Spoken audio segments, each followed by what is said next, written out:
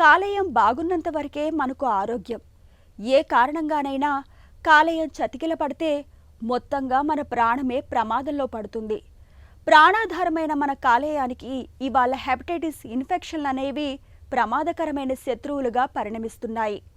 Hepatitis A మొదలుకుని ఈ వరకు ఉండే ఈ ఇన్ఫెక్షన్లన్నీ కాలేయ ఆరోగ్యాన్ని కబలించేవే. ముఖ్యంగా హెపటైటిస్ బి, సి అనేవి మరింత ప్రమాదకరమని చెబుతారు డాక్టర్లు. కలుషిత నీరు, కలుషిత ఆహారం, రక్త మార్పిడి, విశృంఖల శృంగారం తదితర కారణాలతో మన ఒంట్లోకి చేరే హెపటైటిస్ ఇన్ఫెక్షన్లకు ఆదిలోనే అడ్డుకట్ట వేయాలి. ఆదమరిస్తే కాలేయాన్ని నిర్వీర్యం చేయడంతో పాటు క్యాన్సర్ ప్రమాదాన్ని సైతం తెచ్చిపెడతాయి. కాలేయాన్ని కబళిస్తున్న హెపటైటిస్ ఇన్ఫెక్షన్ల గురించిన పూర్తి వివరాల్ని డాక్టర్ని అడిగి ఇప్పుడు తెలుసుకుందాం.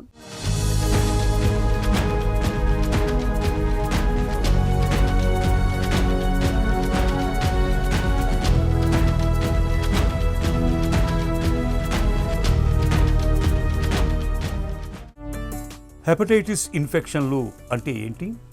హెపటైటిస్ అంటే ఇన్ఫ్లమేషన్ ఇన్ ద లివర్. అంటే కొంత లివర్లో ఉన్నటువంటి సమ్ సెల్స్ అనేది డ్యామేజ్ అవ్వడం వల్ల, ఆ ఇన్ఫ్లమేషన్ జరగడం వల్ల దాన్ని హెపటైటిస్ అంటాం.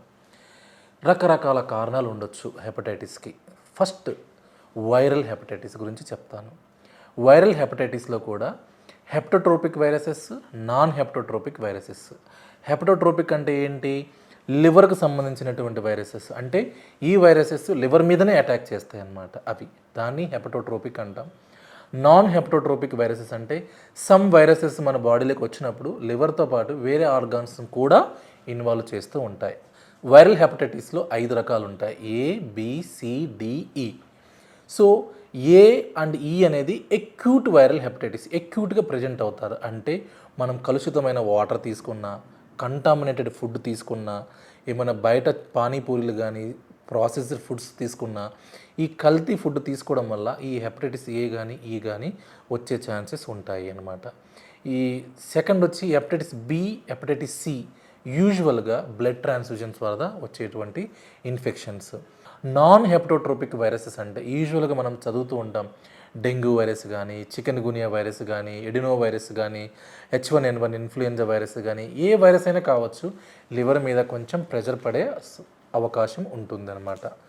హెపటైటిస్లో ఫస్ట్ వైరల్ హెపటైటిస్ చెప్పాము. Second alcoholic hepatitis. ఆల్కహాల్ వల్ల కూడా లివర్ యొక్క ఎంజైమ్స్ కూడా పెరుగుతూ ఉంటాయి. దాన్ని ఆల్కహాలిక్ హెపటైటిస్ అంటాం. మూడోది వచ్చి ఆటో ఇమ్యూన్ హెపటైటిస్ అంటాం. యూజువల్గా ఫీమేల్స్, ఉమెన్స్, ఎర్లీ ఫీమేల్స్లో చూస్తూ ఉంటాం ఆటో ఇమ్యూన్ హెపటైటిస్. కొంతమంది రికరెంట్ అబార్షన్స్ అవుతూ ఉండటం వల్ల కానీ, స్కిన్ ర్యాషెస్ అవుతూ ఉండడం కానీ, స్కిన్ దద్దుర్లు అవుతుంటాం కానీ, along with that liver enzymes rise అయిన వాళ్ళకి ఇవన్నిటి కూడా ఆటో ఇమ్యూన్ హెపటైటిస్ వల్ల కూడా వచ్చేటువంటి ప్రభావం అన్నమాట. హెపటైటిస్ ఇన్ఫెక్షన్లు అనేవి కాలేయానికి ఎందుకు ప్రమాదకరం? హెపటైటిస్ ఏ అండ్ ఈ యూజువల్గా మన బాడీకి ఎఫెక్ట్ అయినప్పుడు మనకు వచ్చేటువంటి లక్షణాలు ఆకలి తగ్గిపోవడము, జాండీస్ అంటే కామెర్లు ఎక్కువ రావడము, లివర్ ఎంజైమ్స్ 4000, 5000, 6000, 10,000 కూడా ఉంటాయి అన్నమాట. సో అలాంటి వచ్చినప్పుడు సడన్గా ఈ యొక్క లివర్ కంప్లీట్గా ఫెయిల్ అయిపోయి, ఎందుకంటే మన యొక్క బాడీలో ఒక లివర్కి ఒక్కటే రీజనరేటివ్ ఆర్గాన్ అంటాం. ఎంత దెబ్బ తగిలినా రీజనరేటివ్ కెపాసిటీ చేసుకునేది మన లివర్కి ఒక్కటే. ఆ లివర్ రీజనరేటివ్ కెపాసిటీ కూడా 2% వాళ్ళకి పోతూ ఉంటుంది. అప్పుడు లివర్ కంప్లీట్గా వీక్ అయినప్పుడు మన బాడీలో లివర్ ఎంజైమ్స్, బిలిరూబిన్ పెరుగుతుంది, అమోనియా పెరుగుతుంది, బ్రెయిన్కి ఎఫెక్ట్ అవుతుంది. దాన్ని ఏమంటామంటే ఎక్యూట్ లివర్ ఫెయిల్యూర్ అంటాం.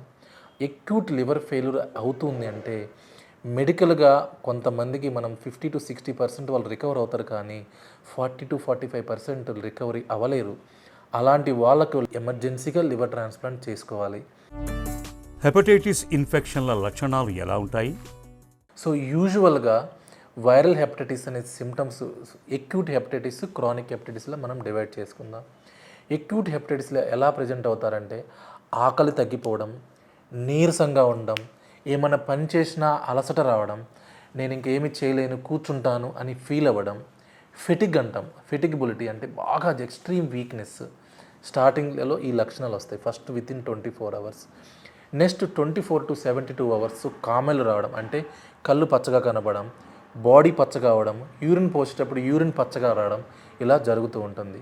కొంతమంది డిలే చేస్తే కొంచెం మతి స్థిమితంగా బ్రెయిన్కి కూడా ఎఫెక్ట్ అయ్యే ఛాన్సెస్ ఉంటూ ఉంటాయన్నమాట. క్రానిక్ హెపటైటిస్ అని నేను చెప్పాను, B and C.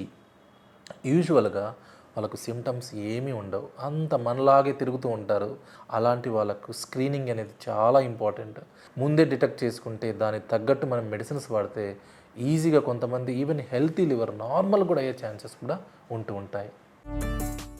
Hepatitis B, C ఇన్ఫెక్షన్లు ఎందుకు ప్రమాదకరం? Hepatitis B, hepatitis C. Hepatitis B virus ఏంటంటే నేను చెప్పినట్టు క్రానిక్ హెపటైటిస్ బి, ఇది స్లోగా ఒక పాయిజన్ లాంటిది. స్లోగా లివర్ని చిన్నగా పొడుస్తూ లివర్ని చిన్నగా చంపేస్తుంది అనమాట. కొంతమందికి 4 to 10% వాళ్ళకి లివర్ క్యాన్సర్ కూడా డెవలప్ అయ్యే ఛాన్సెస్ ఉంటుంది. హెపటైటిస్ సి కూడా అంతే. Both are same spectrum. స్లోగా fatty liver, fibrosis, liver cirrhosis, liver cancer వరకు కూడా దారి తీస్తూ ఉంటుంది. హెపటైటిస్ సి పాజిటివ్ వచ్చింది అంటే దాని తర్వాత మనం హెపటైటిస్ యొక్క ఆర్ఎన్ఏ లెవెల్స్, ఆర్ఎన్ఏ లెవెల్స్ ఎలా ఉన్నాయో చూసుకోవాలి. పాజిటివ్ ఉందంటే మనం 3 months దానికి కరెక్ట్గా మనం మెడిసిన్స్ పెట్టుకుంటే కంప్లీట్ క్యూర్ ఉంటుంది హెపటైటిస్ సికి. ప్లస్ రెగ్యులర్ ఫాలోఅప్లో ఉండాలి. హెపటైటిస్ బికి ఏ స్టేజ్లో ఉందో చూసుకోవాలి. హెపటైటిస్ బి పాజిటివ్ వచ్చింది ఒక వ్యక్తికి, దాన్ని మనం ఏ స్టేజ్లో ఉందో చెప్పాలి. అది యాక్టివ్ స్టేజా, ఇన్యాక్టివ్ స్టేజా? ఇన్యాక్టివ్ స్టేజా ఉందనుకోండి మనం ట్రీట్మెంట్ అవసరం లేదు.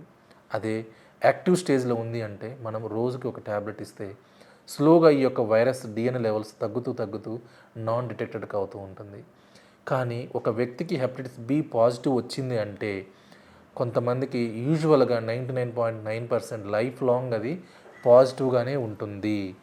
మెడిసిన్స్తో మనం దాన్ని కంట్రోల్ చేసుకుంటూ ఉంటాము. హెపటైటిస్ బికి అనేది ఇప్పటివరకు క్యూర్ లేదు. కామెర్లు అంటే ఏంటి? కామెర్లకు చికిత్స తీసుకోవాలా? పచ్చకామెర్లు అంటే జాండీస్. దాని అర్థం పచ్చకామెర్లు వచ్చింది అంటే సంథింగ్ రిలేటెడ్ టు లివర్. 99%.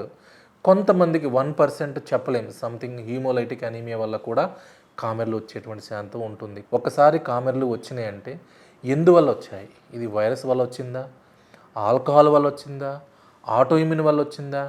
కొంతమంది కొంచెం పెయిన్ వచ్చిందని, కడుపు నొప్పి వచ్చిందని కొంతమంది ఆయుర్వేదిక్ మెడిసిన్స్ తీసుకుంటారు. అవన్నీ కూడా లివర్ మీద ఎఫెక్ట్ అవుతుంది. దాన్ని ఏమంటామంటే drug induced liver injury. Ayurvedic medicines ఇవన్నీ తీసుకోవడం వల్ల లివర్లో ఎఫెక్ట్ పడి కామెర్లు 20, 30, 40 వరకు కూడా మేము చూసామన్నమాట. ఇవన్నీ కూడా సర్వసాధారణంగా చూసేవే. ఒక వ్యక్తి కామెర్లని వచ్చినప్పుడు ఇవన్నీ చూసుకున్న తర్వాత ఈయన కారణం ఏమిటి, దాన్ని బట్టి హాస్పిటల్లో అడ్మిట్ చేయాలా లేకపోతే ఓపీ బేసిస్ మీద ట్రీట్ చేయాలా అని మనం డెసిషన్ తీసుకుంటూ ఉంటాం. హెపటైటిస్ ఇన్ఫెక్షన్ల విషయంలో ఎలాంటి అవగాహన అవసరం?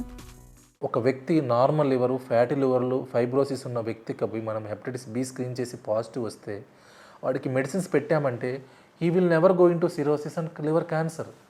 అదే ఒక వ్యక్తి సిరోసిస్, లివర్ క్యాన్సర్ వరకు వెళ్ళిపోయినారు అనుకోండి, ఏం చేసాం మనం? ఏమీ చేయలేదు. ఎందుకు మనం స్క్రీనింగ్ చేయట్లేదు? ప్రతి ఒక్క వ్యక్తి, ఇంట్లో ఉన్న ప్రతి ఒక్క వ్యక్తి hepatitis B, hepatitis C screening తీసుకోవాలి. ఎందుకు ఇంపార్టెంట్ అంటే స్క్రీన్ చేయడం వల్ల పాజిటివ్ అని తెలిస్తే అట్లీస్ట్ అతని నుంచి వేరే వాళ్ళకి రాకుండా చూసుకోవాలి. నెగిటివ్ వచ్చిందంటూ హ్యాపీ, అతని పాజిటివ్ వచ్చింది తెలియకుండానే వాళ్ళ ఇంట్లో వాళ్ళకు కూడా సంక్రమించేటువంటి ఛాన్సెస్ ఉంటుందన్నమాట. At the same time vaccination is very important. Hepatitis బికి వ్యాక్సినేషన్ వచ్చింది, 3 డోసులు ఇస్తాము. 0, 1, 6 months వ్యాక్సినేషన్ అనేది చాలా ప్రొటెక్టివ్గా ఉంటుంది. ఇన్ఫెక్షన్స్ రాకుండా మనం జాగ్రత్త పడుతూ ఉంటాం. Hepatitis A virus infection vaccination కూడా మనకు 90% మనకు ప్రివెంట్ చేస్తూ ఉంటుంది ఇన్ఫెక్షన్స్ రాకుండా ఉండడానికి. తినే తిండి, తాగే నీరు ఇవి 2 కలుషితం కాకుండా చూసుకుంటే చాలు, చాలా వరకు హెపటైటిస్ ఇన్ఫెక్షన్లను నివారించుకోవచ్చు. ఇక సురక్షితమైన రక్త మార్పిడి, శృంగారంలో తగిన జాగ్రత్తలు తీసుకోవడం ద్వారా ప్రమాదకరమైన హెపటైటిస్ బి, సి ఇన్ఫెక్షన్ల ముప్పును నివారించుకోవచ్చు. టీకా తీసుకోవడం ద్వారా కూడా హెపటైటిస్ బి నుంచి రక్షణ పొందవచ్చు.